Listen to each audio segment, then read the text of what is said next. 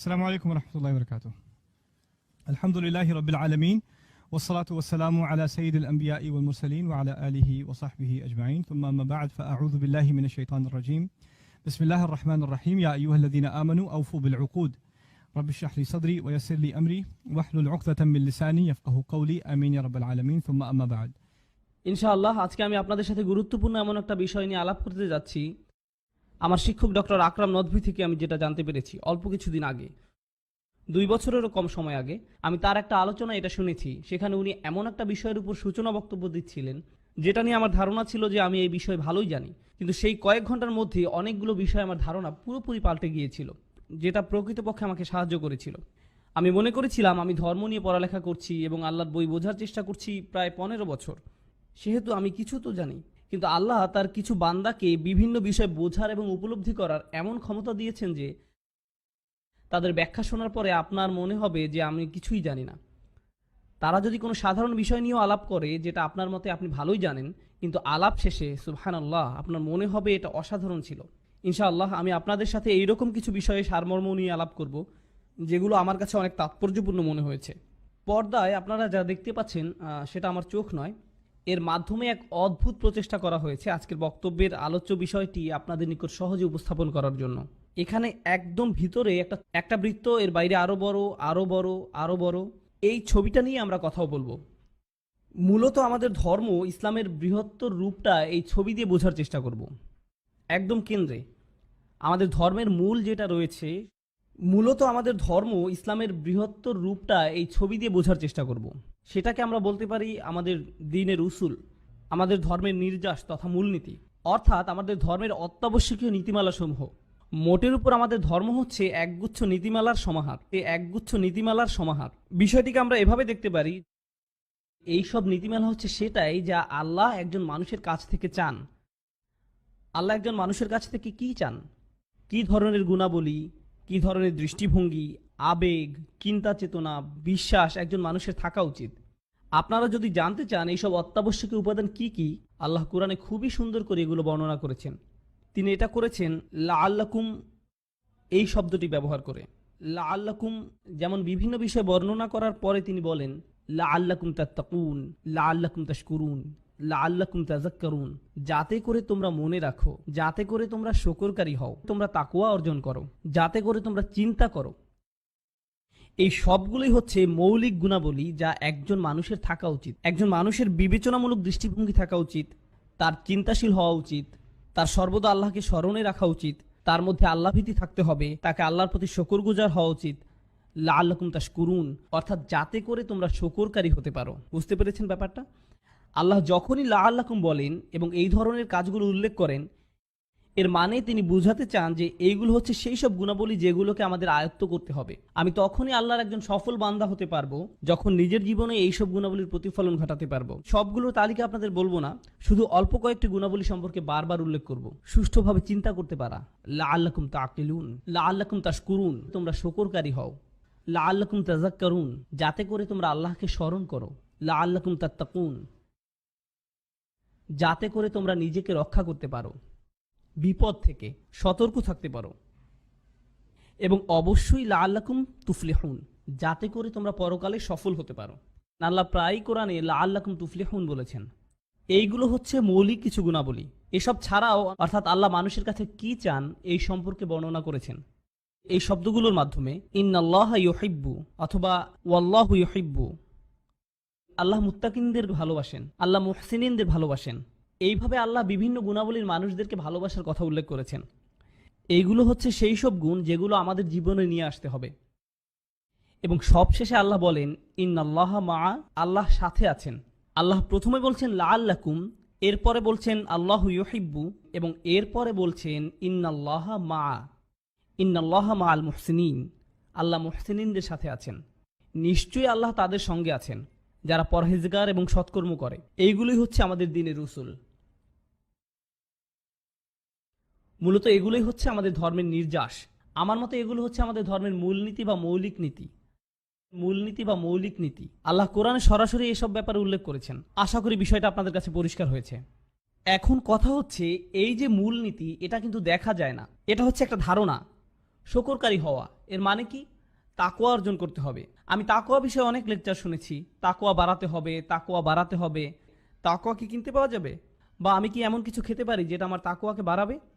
আমি কিভাবে বুঝবো যে আমার তাকওয়া কম বা বেশি?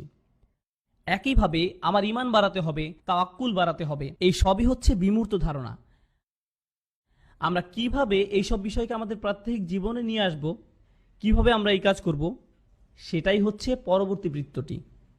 দ্বিতীয় বৃত্তটি হচ্ছে মৌলিক বাধ্যবাধকতা।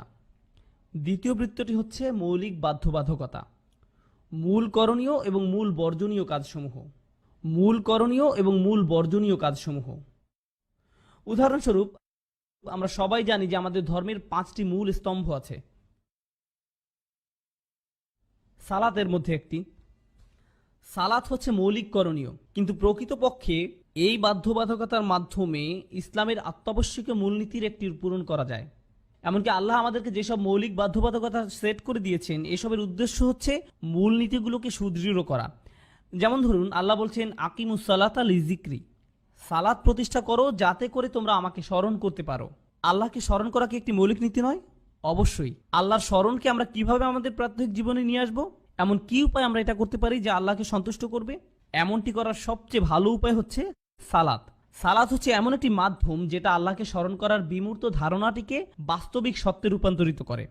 সিয়াম পালন করার বিষয়ে আল্লাহ বলেন, কামা কুতিবা আলাল্লাযীনা মিন ক্বাবলিকুম লাআল্লাকুম তাত্তাকুন। তোমাদের সিয়াম পালন করতে বলা হয়েছে যাতে করে তোমরা তাকওয়া অর্জন করতে পারো।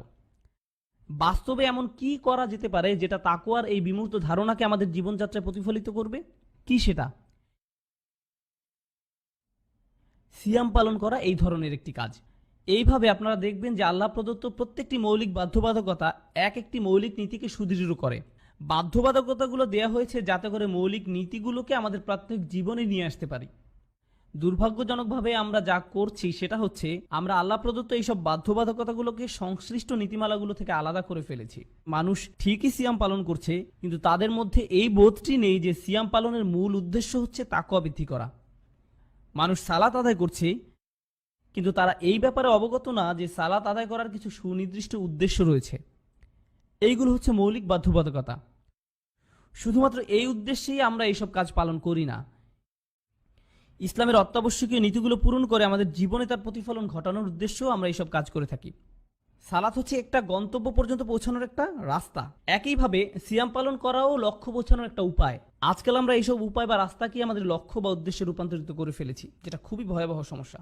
কোরআন কিন্তু আমাদেরকে এমন করতে বলে না। কোরআনে যখনই কোনো বাধ্যবাধকতার বর্ণনা দেওয়া হয়েছে, তখনই সেই কাজের উদ্দেশ্য অর্থাৎ ওই কাজ সম্পর্কিত মূলনীতিগুলোর কথা বলা হয়েছে। আমরাই এই দুইটি বিষয়কে কেটে আলাদা করে ফেলেছি। এই পর্যন্ত কি বোঝা গেছে? আরেকটা কথা, বাধ্যবাধকতা বলতে কিন্তু শুধু করণীয় কাজগুলোকেই বোঝানো হয়নি, বর্জনীয় কাজসমূহের কথাও বলা হয়েছে। উদাহরণস্বরূপ, সালাতের অন্যতম উদ্দেশ্য হচ্ছে তানহা আনিল ফাহশাই ওয়াল মুনকার। সালাত অশ্লীল ও মন্দ কাজ থেকে দূরে রাখে। অশ্লীলতা আমাদের একটা গুরুত্বপূর্ণ মূলনীতি থেকে দূরে রাখে। আমাদের তাকওয়াবান, আল্লাহর শুকরকারী এবং বিনয়ী হতে বাধা দেয়। সালাত আমাদের এই অশ্লীলতা থেকে হেফাজত করে। অর্থাৎ আল্লাহ আমাদেরকে সেই সব কাজ করতে নিষেধ করেছেন যেগুলো করলে ইসলামের মূলনীতিকে অমান্য করা হবে। প্রত্যেকটা নিষেধ এক একটা মূলনীতির সাথে জড়িত, দ্বীনের উসুলের সাথে সম্পৃক্ত। সংক্ষেপে এটাই হচ্ছে আমাদের দ্বিতীয় বৃত্তটি, প্রধান প্রধান করণীয় এবং বর্জনীয় সমূহ। এই পর্যন্ত অর্থাৎ এই দুইটি বৃত্তে যেসব বলা হয়েছে, এই বিষয়ে মোটামুটি সব স্কলার, সব মুসলিমরাই একমত। ইসলামের মূলনীতিগুলো কি কি এবং আমাদের মূল করণীয় ও বর্জনীয় কাজসমূহ কি কি, আমরা সবাই এই বিষয়ে একমত। কোনো মুসলিম এসে এরকম বলবে না যে আমি আসলে নিশ্চিত না শুকুর কি আসলে হারাম কিনা। এরকম কখনোই হবে না। আর যদি কেউ এরকম বলে থাকে, তার মানে হচ্ছে সে পাগল। বুঝতে পেরেছেন? তৃতীয় বৃত্তটি রয়েছে, সেটাই যাই। এই তৃতীয় বৃত্তটি হচ্ছে প্রধান বাধ্যবাধকতাগুলোর তুলনায় ছোট সুপারিশ সমূহ, রিকমেন্ডেশন। যেমন ধরুন, আমাদের মহানবী সাল্লাল্লাহু আলাইহি সাল্লামের সুন্নাহ সমূহ, অর্থাৎ সেই সব ভালো কাজসমূহ যেসবের কথা কোরআনে বলা হয়েছে। এমন কাজ যেগুলো আমাদের চারিত্রিক উৎকর্ষ সাধন করে। উদাহরণস্বরূপ, নরমভাবে কথা বলা, নম্রভাবে চলাফেরা করা। এইগুলো হচ্ছে সেই সব কাজ যা আপনার চরিত্রকে উন্নত করবে। একইভাবে ডান পা দিয়ে মসজিদে প্রবেশ করা, যেটা একটা সুন্নাহ। অথবা ধরুন, ডান হাত দিয়ে খাওয়া। এইসব ছোট ছোট কাজগুলো আমাদের চরিত্রের বিকাশ ঘটায়। এখন ব্যাপারটা দাঁড়ালো এই যে প্রাধান্য দেওয়া উচিত মৌলিক নীতিগুলোর আত্মস্থ করার দিকে, সেটা সঠিকভাবে করার জন্য তাকে নজর দিতে হবে প্রধান প্রধান বাধ্যবাধকতার দিকে। যদি সে এই প্রধান বাধ্যবাধকতাগুলো ঠিকভাবে মেনে চলতে পারে, তাহলে তার পরবর্তী চেষ্টা হওয়া উচিত ছোট ছোট সুপারিশগুলো পালনের মাধ্যমে আরো সৌন্দর্যমণ্ডিত করা। উদাহরণস্বরূপ, সালাত হচ্ছে একটা প্রধান কাজ। সালাতের পরে জিকির করাটা কি? এটা হচ্ছে উৎকর্ষ সাধন। একইভাবে সালাতের পরে দোয়া করাটা একটা উৎকর্ষ সাধন। অর্থাৎ আপনি ইতোমধ্যে প্রধান কাজটি করে ফেলেছেন। এই যে ছোট ছোট ভালো কাজ করার মাধ্যমে উৎকর্ষ সাধন করার যে ধারণা, এটা নিয়েও কার মধ্যে তেমন কোনো ভেদাভেদ নেই। কিয়ামুল লাইল একটা ভালো কাজ, তাহাজ্জুদের সালাত আদায় করা একটা ভালো কাজ, ফরজ সিয়ামের অতিরিক্ত সিয়াম পালন করা ভালো কাজ, ভ্রমণ কিংবা ঘরে প্রবেশের সময় দোয়া পড়া ইত্যাদি। দোয়া না পড়ে ঘরে প্রবেশ করা হারাম নয়, অর্থাৎ দোয়া না পড়ে ভ্রমণ করাটাও হারাম নয়, কিন্তু এমন করাটা ভালো। এটা আপনার দিনের উৎকর্ষ সাধন করে। এইসব জিনিস আপনার জীবনকে উন্নত করে। এগুলি হচ্ছে তৃতীয় বৃত্তটি। কিন্তু 4 নম্বর বৃত্তটিতে যাওয়ার আগে 3 নম্বর বৃত্তটি সম্পর্কে আরো কিছু বিষয় পরিষ্কার করা দরকার। প্রথম এবং দ্বিতীয় বৃত্তে আলোচ্য বিষয়গুলো হচ্ছে মূলত সেই সব জিনিস যেগুলোর দিকে আমাদের নবীগণ দাওয়াত দিয়েছেন। অর্থাৎ নবীগণ আমাদেরকে ইসলামের প্রধান নীতিমালাসমূহ, প্রধান করণীয় ও বর্জনীয় এইসবের দিকে ডেকেছেন। এইগুলোই ছিল নবীদের দাওয়াতের মৌলিক দিক। মানুষ যখন এইসব মৌলিক বিষয়কে মেনে নিয়ে ভালো করে বুঝে আত্মস্থ করতে সক্ষম হলো, এর পরে যে নবীগণ তাদেরকে এসবের পাশাপাশি উৎকর্ষ সাধনের জন্য আলাদা প্রশিক্ষণ দিতেন। এখন দেখা যাক আমরা কি করি। আমরা যেটা করি সেটা হচ্ছে মৌলিক নীতিমালাগুলো তো আমরা ভুলেই গেছি, উপরন্তু আমরা প্রধান বাধ্যবাধকতাগুলো উৎকর্ষ সাধনের জন্য যেসব ছোটখাটো সুপারিশ রয়েছে সেগুলোর সাথে মিশিয়ে ফেলেছি। এই সম্পূর্ণ মিশ্রণই এখন প্রধান বাধ্যবাধকতা হয়ে গেছে। উদাহরণস্বরূপ, আপনি যদি এমন কাউকে দেখেন যে জোহরের ফরজ সালাত আদায় করেছে, সুন্নত সালাত পড়েনি, তখন আপনি তার পেছনে লাগেন। কি করেছেন আপনি? আপনি সুন্নত নামাজ পড়েননি কেন? অর্থাৎ আমরা মানুষকে উৎকর্ষ সাধনমূলক কাজগুলো করার জন্য বল প্রয়োগ করছি। মানুষ যদি এই কাজগুলো না করে তাহলে আমরা তাদের পেছনে লাগছি, তাদের সালাত নিয়ে প্রশ্ন তুলছি, তারা কি করছে কি করেনি এইসব নিয়ে কথা বলছি। যেমন ধরুন সহি উচ্চারণ, এটা কিন্তু দ্বিতীয় বৃত্তের মধ্যেও পড়ে না, এটা তৃতীয় বৃত্তের অন্তর্ভুক্ত। অথচ আমরা কি করি? কারো তিলাওয়াত সহি না হলে আমরা বলি। কুরআন তেলাওয়াত করে আপনি কখনোই গুনার মধ্যে পড়ছেন না। আপনি অবশ্যই সহিভাবে তেলাওয়াত শেখার চেষ্টা করবেন, কিন্তু আপনি যদি বসে বসে মদ কলকলার সময় একদম পুঙ্খানুপুঙ্খানুরূপে হিসাব করা শুরু করেন, তাহলে সাহাবাগণ তো এইভাবে শেখেননি। আপনি অবশ্যই আপনার তাজবিদের জ্ঞান বাড়ানোর চেষ্টা করবেন, কিন্তু আপনাকে বুঝতে হবে এইসব জিনিস এগুলো হচ্ছে উৎকর্ষ সাধনের জন্য। এগুলো ঘর সাজানোর জিনিসের মতো। আপনার বাসার একটা দরজা থাকার দরকার আছে, একটা জানালার দরকার আছে আলো বাতাসের জন্য, কিন্তু আপনার বসার জন্য স্পেশাল কার্পেট অত্যাবশ্যক নয়। দেয়ালে রং বেরঙের পেইন্টিং থাকতেই হবে এমন নয়। এটা ঠিক যে এগুলো থাকলে ভালোই লাগে, একটা সোফা থাকলে ভালোই হয়, কিন্তু কারো বাসার দেয়ালে পেইন্টিং না থাকলে আপনি তাকে বলতে পারেন না যে তোমার তো বাসাই নেই। পেইন্টিং না থাকলে আর বাসা হয় নাকি? আপনি এইরকম করতে পারেন না, কারণ অধিকাংশ মানুষই প্রধান বাধ্যবাধকতা এবং উৎকর্ষ সাধনমূলক কাজগুলোর মধ্যে পার্থক্য করেন না। যার ফলে আপনি যখন এইরকম বলেন, সমালোচনা করেন একটা নির্দিষ্ট বিষয়ে, তখন মানুষ গণহারে সব ক্ষেত্রেই এটাকে প্রযোজ্য মনে করে। আমি আপনাদেরকে এর একটা ভয়াবহ পরিণতির উদাহরণ দিচ্ছি। আমাদের মধ্যে এক ধরনের মানুষ আছেন যাদের মতে মোটামুটি সবকিছুই হারাম। সবকিছুই হারাম। কেউ ভিডিও গেমস খেলছে, তারা বলবে ভিডিও গেম কিন্তু হারাম। আপনি টিভি দেখছেন, এটা হারাম। রেডিও শুনছেন, এটা হারাম। হারাম, সবকিছুই হারাম। এখন ব্যাপারটা হচ্ছে, দ্বিতীয় বৃত্তে বর্ণিত কিছু প্রধান বর্জনীয় কাজ রয়েছে, যেমন মদ, জিনা, এগুলো খুবই খারাপ এবং এগুলো দ্বিতীয় বৃত্তের আওতায় পড়ে। আল্লাহ যেসবকে হারাম বলেছেন, আর এখন আপনি বলছেন ভিডিও গেম হারাম। এইরকম বলার মাধ্যমে আপনি আল্লাহ যেসব কাজকে হারাম বলেছেন আর আপনি নিজে যেসব কাজকে অপছন্দ করেন, এই উভয়কেই একই পাল্লায় মাপছেন। এর ফলে একজন যুবক ভাই বা বোন যে মুভি দেখে, হতে পারে সেটা অর্থহীন কোনো মুভি বা যে কোনো কিছু, যখন সে শুনবে মুভি দেখা হারাম, এটা হারাম, কিন্তু আমি তো সারাক্ষণই মুভি দেখি, এটা হারাম, তাহলে তো আমি বিপদে আছি। আর যেহেতু আমি প্রচুর মুভি দেখি, তাহলে তো আমি বিপদে আছি। আর বিপদে যখন আছি, অন্য হারামগুলোও তাহলে করি। দোজখে তো এমনিতেই যাওয়া লাগবে, তাহলে মৌজ মাস্তি পার্টি এসব করেই যাই। এখন দেখেন, এই যে আপনি মদ, রেডিও শোনা, ভিডিও গেম, এই সব কিছুকে এক কাতারে ফেলেছেন, একজন পাপীর মনের মধ্যেও এসব এখন একই পাল্লায় বিচার হচ্ছে। সে ভাববে ভিডিও গেম কোনো ব্যাপার না, মুভি দেখাও কোনো ব্যাপার না, আর জিনাও কোনো ঘটনা না, মদ নেশা সবই সমান। তার মানে আমরা তখনই সমাজে সমস্যা তৈরি করা শুরু করি যখন আমরা আল্লাহ কর্তৃক প্রদত্ত সুনির্দিষ্ট অগ্রাধিকার লিস্টকে ঠিক রাখছি না। মানুষ মনে করে আমরা যত বেশি জিনিসকে হারাম হিসাবে লিস্ট করব, এটা মানুষের জন্য ততই ভালো হবে, মানুষকে রক্ষা করবে। আমাদের মনে রাখা উচিত, নবীগণ মানুষকে আমাদের চেয়ে ভালোভাবে রক্ষা করেছেন। তারা যা করেছেন এর চেয়ে উন্নততর কিছু করার সামর্থ্য আমাদের নেই। আমাদের সীমাবদ্ধতার ভিতরে থেকে ফিকহ অবশ্যই বিচার করার চেষ্টা করবে যে কোনো কিছুকে আসলেই পরিষ্কারভাবে হারাম কিনা। এমন স্পষ্ট হারাম জিনিস অবশ্যই আমাদের সামনে আসতে পারে যেটার অস্তিত্ব আগে কখনো ছিল না, কিন্তু সেটা অবশ্যই বড় কোনো পাপ কাজের সাথে সম্পর্কিত হবে। আপনারা কি এতদূর বুঝতে পারলেন? এসব হচ্ছে উৎকর্ষ সাধনমূলক কাজকর্ম। এসব কাজকর্মের মধ্যে আছে অতিরিক্ত সুন্নত নামাজ পড়া, সোমবার ও বৃহস্পতিবার সিয়াম পালন করা, কবর জিয়ারত করা। এই যে এসব কাজ, এগুলো নিয়ে কোনো মতভেদ নেই। উৎকর্ষ সাধনমূলক কাজগুলো করুন।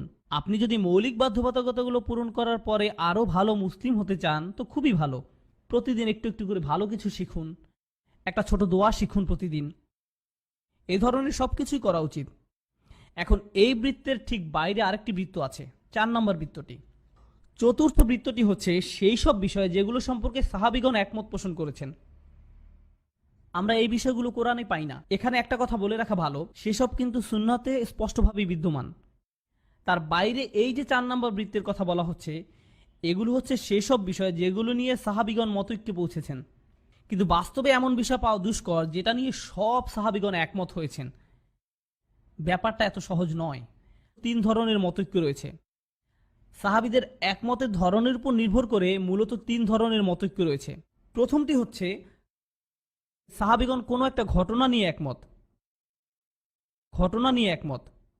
সেটা কেমন? যেমন ধরুন, সব সাহাবীগণই কিন্তু বদরের যুদ্ধে অংশগ্রহণ করেননি। অনেকেই বদরের যুদ্ধের পরে মুসলিম হয়েছেন, কিন্তু যারা অংশ নিয়েছিলেন তারা সকলেই একইভাবে বলবেন যে এই যুদ্ধ অমুক দিনে শুরু হয়েছিল, এতদিন ধরে চলেছে। কেন তারা সবাই এরকম কথা বলবেন? কারণ তারা সবাই ওই যুদ্ধে উপস্থিত ছিলেন।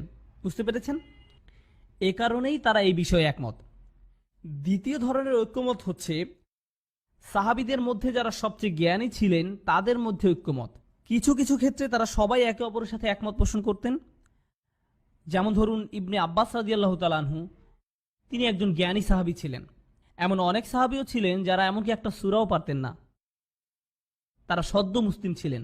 এখনকার সময় যারা ধর্মান্তরিত হয়ে নতুন মুসলিম হচ্ছেন তাদের মতো, কিন্তু তাদের ঐক্যমত এই দ্বিতীয় ধরনের ঐক্যমতের ভিতরে পড়ে না। এটা হচ্ছে সেই ধরনের ঐক্যমত যেখানে কোনো বিষয়ে সবচেয়ে জ্ঞানী সাহাবীগণ একমত হয়েছেন। তাহলে প্রথমটা কি ছিল? ওই ধরনের ঐক্যমত যেখানে সাহাবীগণ কোনো একটা ঘটনা নিয়ে একমত পোষণ করেছেন। দ্বিতীয়টা হচ্ছে সেই ঐক্যমত যেখানে সাহাবীদের মধ্যে যারা জ্ঞানী তারা কোনো বিষয়ে একমত হয়েছেন। তৃতীয়টি হচ্ছে সাহাবীদের মধ্যে যারা শাসক তাদের মধ্যকার ঐক্যমত। যেমন ধরুন, ওমর রাদিয়াল্লাহু তাআলা আনহু এবং তার উপদেষ্টা মণ্ডলী, তারা ঐক্যমত। সেটা হচ্ছে এই তৃতীয় ধরনের ঐক্যমত। এই হচ্ছে সাহাবীদের মধ্যকার 3 ধরনের ঐক্যমত, অর্থাৎ ঘটনা ভিত্তিক, জ্ঞানী সাহাবী ভিত্তিক এবং শাসন কার্যে নিয়োজিত সাহাবীদের ঐক্যমত ভিত্তিক। যখন শাসন কার্যের সাথে সম্পৃক্ত কোনো বিষয়ে সিদ্ধান্ত নেওয়ার প্রয়োজন পড়ত, ওমর রাদিয়াল্লাহু তাআলা আনহু নিশ্চয়ই হাজার হাজার সাহাবীর সাথে আলোচনা করতেন না। তিনি তার উপদেষ্টা মণ্ডলীর সাথে বসে সবাই মিলে একমত হয়ে একটা সিদ্ধান্ত নিতেন। তারপর সেই সিদ্ধান্তের ভিত্তিতে আইন প্রণয়ন করা হতো। ব্যাপারটা বোঝা গেল? এখন বর্তমান সময়ে এসে যেটা ঝামেলা হয়েছে সেটা হচ্ছে, কেউ একজন যখন এইভাবেই বলে যে সব সাহাবীরা এই বিষয়ে একমত, যে সব সাহাবীগণ একমত, দাঁড়ান, সব সাহাবীগণ একমত, এটা আপনি কোথায় পেলেন? কেন, এইভাবেই তো বর্ণনা আছে। কোথায় আছে? বই পুস্তকে আছে। কোন বই? যাও ভালোভাবে পড়ো। আপনি কোনোভাবেই এটা বলতে পারেন না যে সব সাহাবীগণ একমত ছিলেন। আপনি এটা করতে পারেন না। আপনার কথা সুনির্দিষ্ট দলিলপত্রের ভিত্তিতে হতে হবে। এমনিতেই বলে ফেললে হবে না। সবচেয়ে হাস্যকর যে কথাটি আমি এখন পর্যন্ত শুনেছি সেটা হচ্ছে সব ইসলামী বিশারদ এই বিষয়ে একমত। বলেন কি? ঠিক আছে, তাদের 10 জনের নাম বলেন। সবাই। আপনি যদি তাফসির পড়েন তাহলে এমন একটি বিষয় পাবেন না যে বিষয়ে সব স্কলার একমত হয়েছেন। এটা হাস্যকর কথা। আমি বিভিন্ন তাফসির পড়ি, কুরতুবী, তাবারি, জালালাইন, তাফসির ইবনে কাসির, ইবনে আশুর। একটা কথা যেটা প্রায়শই সব তাফসিরে লেখা থাকে সেটা হচ্ছে স্কলারগণ এই বিষয়ে একমত এবং এর ভিন্ন মত একদমই বিরল। অন্য আরেক মুফাসসির হয়তো এর উল্টোটি লিখেছেন যে এই ভিন্ন মতের বিষয়েই বরং স্কলারগণ একমত, আর প্রথম মতের পক্ষে যুক্তি বিরল। অর্থাৎ তাদের কাছেও এই একমত হওয়ার বিষয়টি আপেক্ষিক। এটা ঠিকভাবে বোঝার জন্য অনেক পড়াশোনা এবং গভীর জ্ঞানের প্রয়োজন। এমনও হয়েছে যে সাহাবীদের মধ্যে যিনি সবচেয়ে জ্ঞানী তিনিও একই বিষয়ে ভিন্ন ভিন্ন মত দিয়েছেন, দ্বিমত পোষণ করেছেন। দিনের কোথায় সর্বসম্মতভাবে ঐক্যমত আছে? কোন বিষয়ে কোনো প্রকার দ্বিমত নেই? কোন বিষয়ে কোনো প্রকার দ্বিমত নেই? প্রথম তিনটি বৃত্ত। প্রথম তিনটি বৃত্ত। যখন আমরা মানুষকে দ্বীনের পথে দাওয়াত দেই, নবী রাসূলদের পক্ষ থেকে আহ্বান জানাই, তখন আমরা মূলত কোন বিষয়ে কথা বলি? বৃত্ত নম্বর 1 এবং বৃত্ত নম্বর 2। যখন সেই মানুষগুলো আমাদের দলে চলে আসে, আমাদের পরিবারে অন্তর্ভুক্ত হয়ে যায়, আমাদের বন্ধু মহলের হয়ে যায়, প্রথম দুইটি বৃত্তের বিষয়গুলোকে ইতিমধ্যেই মেনে নেয়, তখন আমরা তাদের 3 নম্বর বৃত্তের দিকে আগ্রহী করার চেষ্টা করি। 4 নম্বর বৃত্তের বিষয়গুলো খুবই সুনির্দিষ্ট, এগুলো মূলত গবেষণা ও উচ্চ শিক্ষার জন্য। তাই আপনি 4 নম্বর বৃত্ত দিয়ে ইসলাম প্রচার শুরু করে এটা বলতে পারেন না এটাই ইসলাম। আপনাকে শুরু করতে হবে মহানবী সাল্লাল্লাহু আলাইহি ওয়াসাল্লাম যেখান থেকে শুরু করেছেন সেখান থেকে। আপনাদেরকে 1 এবং 2 দিয়ে শুরু করতে হবে। এখন সকল সাহাবী কি এই সবগুলো বিষয়ে একমত হয়েছিলেন? না, তবে তারা সবাই 1 থেকে 3 বিষয়গুলোতে সহমত পোষণ করেছেন। আপনারা যদি এটাকে ইজমা বলতে চান, অর্থাৎ সকল সাহাবী যেসব বিষয়ে ঐক্যমত পোষণ করেছেন সেগুলো হচ্ছে 1, 2 এবং 3 নম্বর বৃত্তের বিষয়গুলো। এখন এই 4টি বৃত্তের বাইরে আরও একটি বৃত্ত আছে। এই বৃত্তের অন্তর্ভুক্ত হচ্ছে সেই সব বিষয় যেগুলো নিয়ে বর্তমান মুসলিম উম্মাহ একমত পোষণ করেন। এটাকে আপনারা ইজতিহাদ বলতে পারেন। একজন স্কলার নিজস্ব মতামত থাকে যেটা আমরা ফতোয়া বলি। স্কলাররা কিভাবে চিন্তা করেন? তারা জানেন যে 1, 2 বা 3 এগুলো হচ্ছে নিখুঁত। 4 নম্বর বৃত্তের বিষয়গুলোর ক্ষেত্রে, অর্থাৎ কেন তারা এই বিষয়ে একমত হয়েছিলেন অথবা দ্বিমত পোষণ করেছিলেন, এটা বোঝার জন্য অনেক পড়ালেখা এবং গবেষণার প্রয়োজন। এরপরে যখন 5 নম্বর বৃত্তটি আসে, যেখানে এমন কিছু প্রশ্ন আছে যেগুলো সম্পর্কে কোরআনে সরাসরি কোনো সমাধান দেওয়া হয়নি এবং হাদিসেও পরিষ্কারভাবে কিছু বলা হয়নি। এখন সমাধান পাওয়ার জন্য আমাকে আমার নিজের গবেষণা করতে হবে, দলিল প্রমাণাদি যা কিছু পাওয়া যায় খুঁজে বের করতে হবে। এরপর আমার সামর্থ্যের সর্বোচ্চ ব্যবহার করে এসবের ভিত্তিতে একটা সমাধানে আসতে হবে। তার মানে আমি এই সমস্যার একটা সমাধান বের করার চেষ্টা করছি। এটা মেনে নিয়ে যে আমার প্রাপ্ত উত্তরটি একেবারে নিখুঁত হবে না, কারণ একদম নিখুঁত সমাধান 1, 2 এবং 3 এই বৃত্তগুলোর মধ্যেই সীমাবদ্ধ। তাই আমার প্রাপ্ত উত্তরটি হচ্ছে আমার সীমাবদ্ধতার মধ্যে থেকে যতটুকু নিখুঁত হওয়া যায় ততটুকু। এটা এমন কোনো সমাধান নয় যেটা আমি অন্যের উপর চাপিয়ে দিতে পারি, কিন্তু আমি এমন করে বলতে পারবো না যে এটাই ইসলাম এবং তোমরা যদি এটা অনুসরণ না করো তাহলে ইসলাম থেকে বাইরে চলে যাবে। আমি এভাবে বলতে পারি না। আমি বলতে পারবো না যে আমার দেয়া ফতোয়া ইসলামের সাথে নিবিড়ভাবে সম্পর্কিত। বড়জোর আমি এরকম করে বলতে পারি যে আমার জ্ঞান অনুসারে যতদূর বুঝতে পেরেছি এইভাবে চিন্তা করতে পারি। এসব হচ্ছে সেই সব বিষয় যেগুলোর বিষয়ে কোরআন, হাদিস বা সাহাবাগণের পক্ষ থেকে কোনো স্পষ্ট সমাধান পাওয়া যায় না। একটা উদাহরণ দিচ্ছি। ডক্টর আকরাম নদভী আমাদেরকে এই বিষয়ে শিক্ষাদানকালে 100টি উদাহরণ দিয়েছিলেন। যদিও 2টি উদাহরণ শোনার পরে আমি অনেক আশ্চর্যান্বিত হয়েছিলাম, অথচ এরপরে তিনি আরও 98টা উদাহরণ দিয়েছিলেন। ব্যাপারটা ছিল অনেকটা 10 ঘন্টা ধরে সফট ড্রিঙ্ক পান করার মতো। যাই হোক, আমার সবচেয়ে পছন্দের উদাহরণগুলোর মধ্যে একটি খলিফা হারুনুর রশিদ। তিনি তখন রাষ্ট্রপ্রধান ছিলেন, আমিরুল মুমিনিন। সেই সময় আমিরুল মুমিনিনগণ সালাতের ইমামতি করতেন, বিশেষভাবে হজের সময়। এরকম এক সময় তিনি হজ পালন করতে গেলেন, আমিরুল মুমিনিন হিসাবে তিনি ইমামতি করবেন। যাই হোক, তিনি প্রথম কাতারে ছিলেন কারণ তিনি ইমামতি করবেন, আর তিনি ছিলেন হানাফি মাযহাবের অনুসারী। ওনার হজের যিনি মুয়াল্লিম ছিলেন, আপনারা তো অনেকেই জানেন মুয়াল্লিম কাকে বলে। মুয়াল্লিম হচ্ছেন সেই ব্যক্তি যিনি আপনাকে হজের বিভিন্ন নিয়মকানুনগুলো সঠিকভাবে শিখিয়ে দেবেন। স্বাভাবিকভাবেই আমিরুল মুমিনিনের মুয়াল্লিমও হানাফি মাযহাবের অনুসারী ছিলেন। তিনি ছিলেন কাজী আবু ইউসুফ, হানাফি মাযহাবের প্রতিষ্ঠাতা। ইমাম আবু হানিফার সবকিছু উনি লিপিবদ্ধ করতেন। যাই হোক, পৃথিবীর বুকে হানাফি মাযহাবের সবচেয়ে বিজ্ঞ যে আলেম তিনি হচ্ছেন তার মুয়াল্লিম। তারা দুজনই সামনের কাতারে আছেন এবং আমিরুল মুমিনিন একটু পরেই সালাতের ইমামতি করবেন। কিন্তু খলিফা হারুনুর রশিদ হিজামা করিয়েছেন। আপনারা জানেন নিশ্চয়ই হিজামা কি? হিজামা হচ্ছে এমন একটা চিকিৎসা পদ্ধতি যেটা কাপিং এর মাধ্যমে করা হয় এবং এর ফলে শরীর থেকে রক্ত বের হয়। এখন হানাফি মাযহাব অনুসারে শরীর থেকে রক্ত বের হলে অজু নষ্ট হবে। খলিফা হারুনুর রশিদ একজন বিচক্ষণ ব্যক্তি ছিলেন। তিনি জানতেন যে তিনি যদি ইমাম আবু ইউসুফকে এখন জিজ্ঞাসা করেন যে আমার অজু কি নষ্ট হয়েছে, তাহলে আবু ইউসুফ কি বলবেন? হ্যাঁ, আপনার অজু নষ্ট হয়ে গেছে। আর সেই ক্ষেত্রে তাকে প্রথম কাতার থেকে বের হয়ে সবগুলো কাতার পার হয়ে অজুখানায় যেয়ে অজু করতে হবে। এই পুরো প্রক্রিয়াটিতে যে সময় লাগবে তাতে করে আসরের রক্ত শেষ হয়ে মাগরিবের রক্ত চলে আসবে, কিন্তু তাকে তো তখনই সালাতের ইমামতি করতে হবে। এবং তিনি যদি আবু ইউসুফকে এই বিষয়ে জিজ্ঞাসা করেন তাহলে উনি বলবেন যে আপনার সালাত আদায় হবে না, কারণ অজু নেই। ঘটনাচক্রে ইমাম মালিকও প্রথম কাতারে ছিলেন। এমত অবস্থায় খলিফা উদ্দেশ্য প্রণোদিতভাবে ওনার নিজের মুয়াল্লিমকে এই বিষয়ে না জিজ্ঞেস করে ইমাম মালিককে জিজ্ঞেস করলেন, কারণ মালিকি মাযহাব অনুসারে রক্তপাত হলেও অজুভঙ্গ হয় না এবং খলিফা এটা জানতেন। তিনি ইমাম মালিককে জিজ্ঞেস করলেন, আচ্ছা, আমি যে কাপিং করালাম আমার কি অজু নষ্ট হয়েছে? ইমাম মালিক বললেন, না না, আপনার অজু ভঙ্গ হয়নি, আপনি ইমামতি করুন। ফলশ্রুতিতে খলিফা হারুন রশিদ ইমামতি করলেন হজের সময় সেই বিশাল জামাতের। কাজী আবু ইউসুফ, ইমাম মালিক দুজনেই সেই জামাতে ওনার পেছনে ছিলেন। কাজী আবু ইউসুফ, ইমাম মালিক দুজনেই সেই জামাতে ওনার পেছনে ছিলেন। আর কাজী আবু ইউসুফ ছিলেন সেই সময়ের সবচেয়ে বিখ্যাত স্কলারদের মধ্যে অন্যতম। তার সাথে অনেক শিক্ষার্থী ছিলেন যারা হজ করতে এসেছেন। সেই শিক্ষার্থীরা কিন্তু পেছনে ছিলেন, তারাও এই ঘটনা দেখতে পেলেন এবং নামাজ পড়ছিলেন। আর নামাজ শেষ হওয়ার সাথে সাথে তারা দৌড়ে কাজী ইউসুফের কাছে গেলেন এবং বললেন, আমরা কি আবার সালাত আদায় করব? আপনি কিভাবে ওনাকে কাবার সামনে ইমামতি করতে দিলেন অজু ছাড়া? তখন কাজী আবু ইউসুফ বললেন, যিনি কিনা হানাফি মাযহাবের অনুসারী, তার শিক্ষার্থীদের বললেন, যে পুনরায় সালাত আদায়ের দুঃসাহস দেখাবে সে খাওয়ারিজদের অন্তর্ভুক্ত,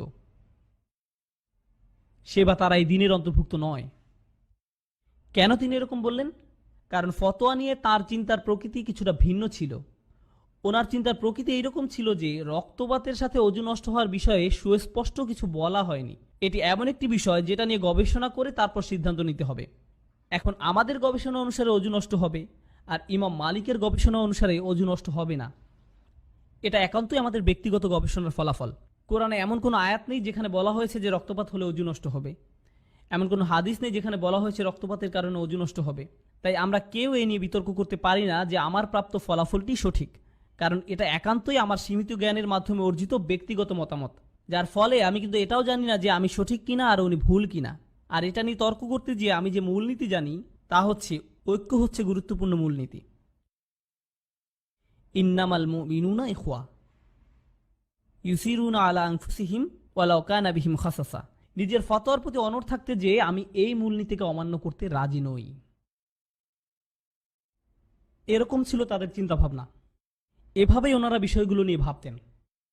আপনি যদি ফিকাহ নিয়ে পড়াশোনা করেন, আমি কিন্তু ফিকাহ শিক্ষার্থী নই, যদি হতামও সেটা কিন্তু আপনাদের বলতাম না। ফিকার কিতাব পড়লে দেখবেন সেখানে কেউ যখন অন্য আরেকজনের সাথে দ্বিমত পোষণ করেন তখন শুরুতে তিনি যার সঙ্গে দ্বিমত পোষণ করেছেন তার জন্য দোয়া করে এক পৃষ্ঠা লেখেন, এরপরে বিস্তারিত ব্যাখ্যা করেন যে কেন তিনি একমত নন। একইভাবে অপরজন যখন এর উত্তর দিবেন তখন তিনিও এইভাবে বলেন যে আপনার দোয়ার জন্য ধন্যবাদ এবং আপনার জন্য নিম্মুক্ত দোয়া রইল। যদিও তারা যে সবসময় একে অপরের সাথে এরূপ ব্যবহার করেন এমন কিন্তু নয়, মাঝে মাঝে তাদের লেখার মধ্যে অন্যের প্রতি বিরূপ প্রকৃতির মনোভাবও লক্ষ্য করা যায়। যাই হোক, বর্তমান সময়ে ইসলামের যে রূপ সেটা বোঝার জন্য এই বৃত্তগুলো সম্পর্কে পরিষ্কার ধারণা থাকা দরকার। বৃত্তগুলোর কথা মাথায় রেখে আমরা যদি চিন্তা করি যে আমাদের কোন বিষয়টাকে অগ্রাধিকার দেওয়া উচিত, কোনটি সবার প্রথমে গণ্য হবে, মূলনীতিসমূহ স্বচ্ছতা, ন্যায় বিচার, আল্লাহভীতি, সত্যতা, সত্যবাদিতা, এগুলো হচ্ছে সবার আগে আসবে। এই মূলনীতিগুলো আমরা কিভাবে শিখি? অত্যাবশ্যকীয় বাধ্যবাধকতাগুলো পালন করার মাধ্যমে এই মূলনীতিগুলো আমাদের মধ্যে দৃঢ় হয়। আর কোন জিনিসটা এই মূলনীতিগুলোকে পরিবর্তন করে, উন্নত করে? তৃতীয় বৃত্তটি। এখন যেটা দেখা যায় বর্তমান সময়ে ইসলাম সম্পর্কিত আমাদের বেশিরভাগ জিজ্ঞাসাই প্রথম তিনটি বৃত্ত থেকে দূরে। আমাদের জিজ্ঞাসাগুলো হলো পঞ্চম বৃত্তের মধ্যে চলে গেছে, মূলনীতিগুলো ছিটে ফোটাও যেখানে নেই। কোরআনে আল্লাহ যেসব মানুষের বর্ণনা দিয়েছেন যারা পবিত্র থাকতে ভালোবাসে। আমরা যখন হজে যাই, হজ হচ্ছে একটা মৌলিক বাধ্যবাধকতা। হজ পালনের মাধ্যমে আমাদের ভিতরে এসব গুণাবলী সুদৃঢ় হওয়ার কথা।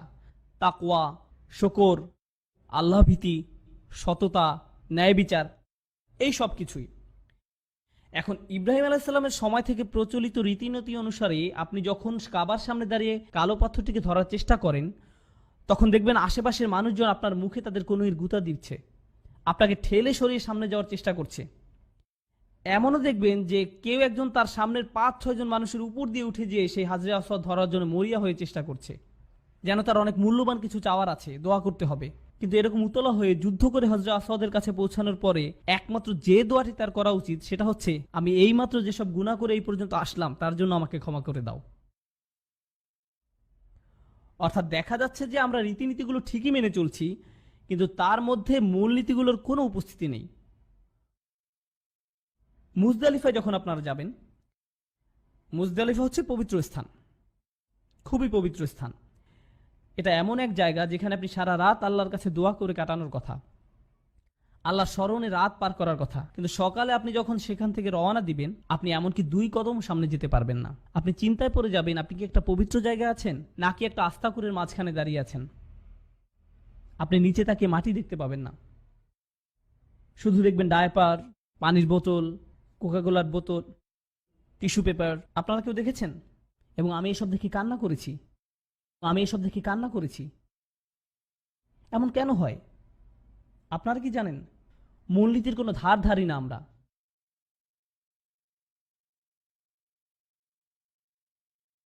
এর ফলে অত্যাবশ্যকীয় মূলনীতিগুলোকে প্রাধান্য দেওয়ার কারণে যে ধর্মের হওয়ার কথা ছিল সবচেয়ে সুন্দর, সেটা এখন হয়ে গেছে কদাকার।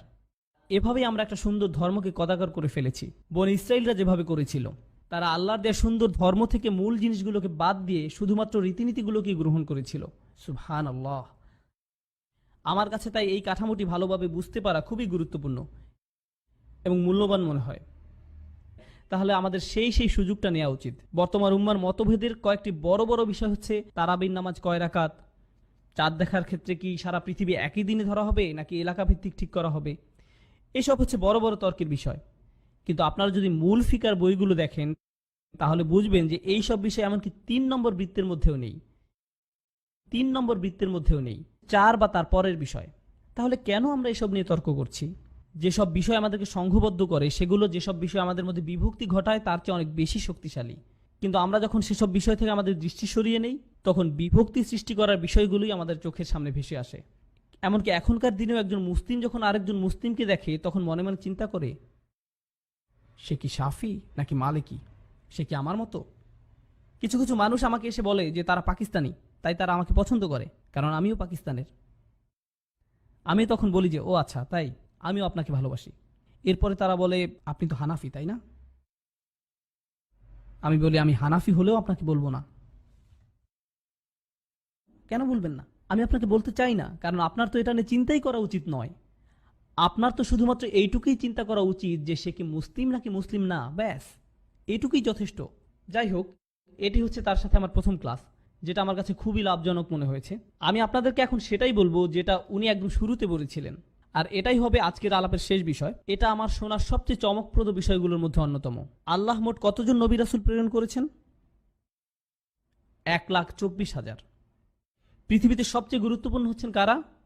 নবী রাসূলগণ। এই বিষয়ে তো আমরা সবাই একমত। মানব জাতির জন্য সর্বোত্তম শিক্ষক কারা ছিলেন? এই 1,24,000 নবী রাসূলগণ হচ্ছেন সমগ্র মানব জাতির জন্য প্রেরিত সর্বোত্তম শিক্ষক। সবাই একমত? ঠিক আছে, তাদের নাম বলুন এবার। কি হলো? তারা সবচেয়ে গুরুত্বপূর্ণ ব্যক্তিবর্গ, আপনাদের তো তাদের নাম জানা উচিত ছিল। আল্লাহ তো তাদের সবার নাম বলেননি, আল্লাহ শুধুমাত্র 25 জনের নাম উল্লেখ করেছেন। তার মানে কি অল্প কয়েকজনের নাম বাদ পড়েছে? তারা ছিলেন ইসলামের সবচেয়ে বড় শিক্ষক, অথচ আমরা তাদের নাম পর্যন্ত জানি না। আল্লাহ আপনাকে জিজ্ঞেস করবেন না যে আবু হানিফা কে ছিলেন, কে ছিলেন ইমাম শাফি। অযথা চিন্তা বন্ধ করুন।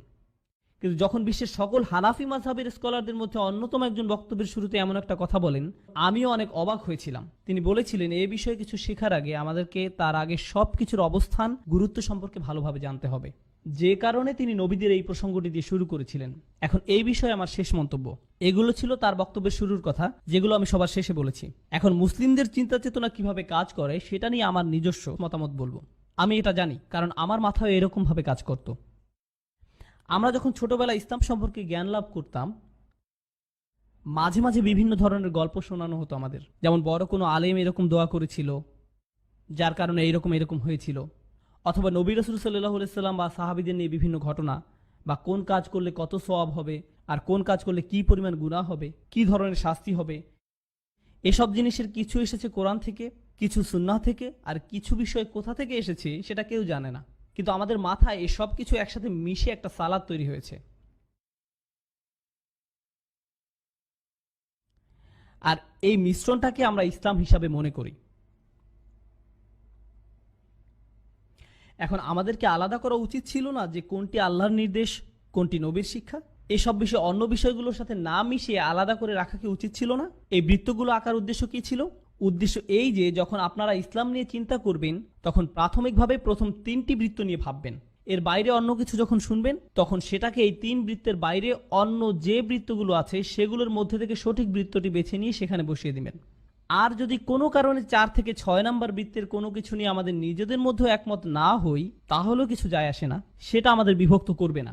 উম্মার ঐক্য হচ্ছে 1, 2, 3 নম্বর বৃত্তের মধ্যে। আমাদের সবার একই ফিকা থাকতে হবে এমন নয়। আমাদের সবাইকে বিতির সালাত একই নিয়মে পড়তে হবে এমন নয়। আমাদের সবার তারাবির নামাজের রাকাত সংখ্যা সমান হতে হবে এমনটাও নয়। সব বিষয়ে আমাদের ফতোয়া একই রকম হতে হবে না। এসব আমাদেরকে বিভক্ত করবে না। 2 ভিন্ন দিনে ঈদের সালাত আদায় করলে আমরা বিভক্ত হয়ে যাব না, কারণ আমরা আরো শক্তিশালী কিছু বিষয় দিয়ে ঐক্যবদ্ধ। কিন্তু যখনই আমরা এই সব কিছুকে একসাথে করে ফেলি, তখনই বিভক্তি শুরু হয়ে যায়। আল্লাহ সুবহানাহু ওয়া তাআলা আমাদেরকে কোন বিষয়গুলোকে প্রকৃত অর্থে অগ্রাধিকার বা প্রাধান্য দিতে হবে সেটা সঠিকভাবে বোঝার তৌফিক দান করুন। আমিন।